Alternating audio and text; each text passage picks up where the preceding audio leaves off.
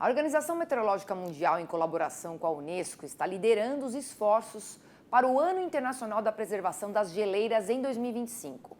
Essa iniciativa definiu o dia 21 de março como o Dia Mundial das Geleiras, que vai começar a ser comemorado, então, a partir deste ano. Por meio destes esforços, a OMM e a Unesco visam aumentar a conscientização sobre o papel vital das geleiras, da neve e do próprio gelo no sistema climático global e também no ciclo hidrológico. Vamos entender tudo isso um pouco melhor com ele, o meteorologista do Canal Rural, Arthur Miller, porque o rápido derretimento glacial, né, Arthur, é a maior prova da descompensação da atmosfera em tentar equilibrar a quantidade de ar quente que a gente tem pelo globo. Você já explicou isso por aqui, não é verdade? Seja muito bem-vindo. Isso mesmo, Priscila, obrigado. Uma boa tarde para você que nos acompanha aqui no Mercado e Companhia. Então, aí, mais uma data de conscientização, né, perante, né, tudo que está acontecendo em todo o globo. Então, quando a gente fala da questão das geleiras, é de suma e total importância também, porque aí é um dos pilares que também regem aí as engrenagens da atmosfera, consequentemente, né, o clima. A gente vai ver aqui na primeira tela, eu vou separar aqui rapidamente, porque quando a gente fala de geleiras, a gente fala do Ártico, a gente fala da Antártica e tudo que a gente entende, né, como criosfera, que é gelo. Então eu peguei aqui, né, isso aqui é um mapa da NASA, tá? A gente está olhando, né, a Terra de cima, então a gente é como se estivesse aqui, ó, aqui está os Estados Unidos, Canadá e aqui a Rússia, a gente está vendo a Terra de cima. Então, o que se entende-se como Ártico é tudo que está dentro dessa linha amarela, né, segundo dados aí que a gente tem medido nos últimos 60 anos. Então, o que a gente vê ao longo do tempo? Em épocas de verão, a geleira ela contrai, né? E no inverno ela se recompõe, ela aumenta de tamanho. E o que se vê aqui nessa imagem? Aqui é como se fosse a anomalia de gelo, ou seja, se está sobrando ou se está faltando gelo, levando em conta o processo de derretimento e também de expansão. Então, ao longo dos últimos 50 anos, percebeu-se aí, né, praticamente quase aí 50% já de perda de gelo no Ártico. Por isso que os europeus lá estão tudo desesperados. E, inclusive, né, quando a gente pensa nesse sentido, lá tem problemas a mais do que aqui no hemisfério sul. Por quê? O Ártico ele não é um continente, ele é só gelo. Então, ele está mais suscetível não só ao aumento de temperatura do ar, como também às correntes marítimas mais aquecidas, porque os oceanos estão mais aquecidos, né? O problema é esse que a gente já vem relatando aí praticamente, né, desde quando eu entrei no Canal Rural.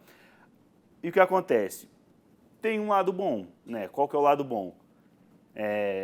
Se tem menos gelo aqui, fica trafegável, né? Os navios, cargueiros vão conseguir passar. Inclusive, a tendência é que, segundo a própria OMM, né? Segundo projeções climáticas, em 2027, né? Daqui 2 anos, vai ter o primeiro dia, os primeiros dias sem gelo no Ártico. Né? Pensando na questão logística, é ótimo. Agora, para o clima deles lá, horrível, né? Então, problemão lá para os europeus, aí no pessoal do hemisfério norte, compreendendo a América do Norte, porque é muito ruim, né? Porque faz parte do sistema que ajuda a contrabalancear esse calor. Então, o que a gente pode esperar? Que os extremos climáticos vão continuar lá de forma intensa, vão ser períodos mais quentes e, claro, né, visto até, né, o Trump sair do Acordo de Paris e tudo mais, então a tendência para eles lá não é nada otimista. Então, isso aqui, né, não é projeção, não é nada, isso aqui é dado medido, tá? E isso aqui são dados da NASA. Agora, Priscila... Deixa eu perguntar, só para ficar claro aqui, Arthur. Esse amarelinho, então, aqui seria o que era toda a geleira entre... Considerando, porque, que nem eu falo, o gelo ele expande e contrai conforme a estação do ano. Então, quando a gente pensa, quanto de gelo se espera naquela região, independente de qualquer coisa? É o que estaria aqui dentro do amarelo. E agora, o branquinho é o que está agora. O branquinho é o que está remanescente, né? Quando a gente pensa, né? Não é uma...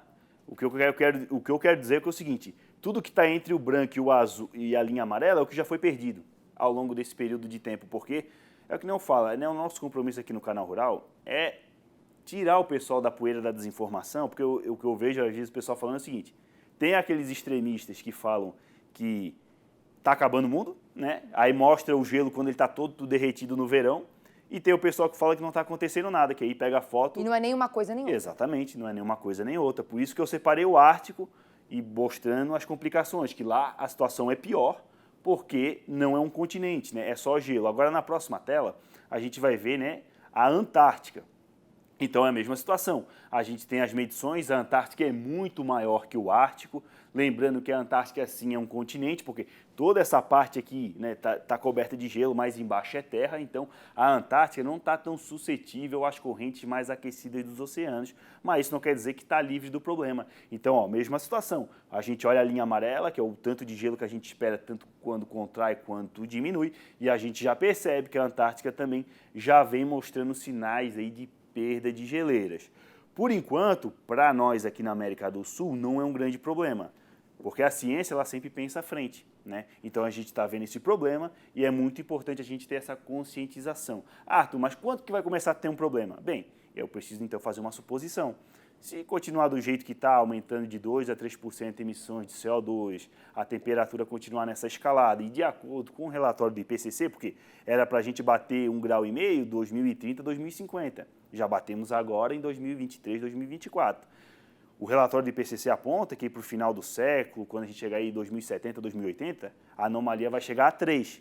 Levando em consideração a aceleração desse derretimento, talvez aí no final do século, essa linha amarela já esteja muito perto aqui da parte do continente. E isso vai ter um impacto direto, sabe no quê?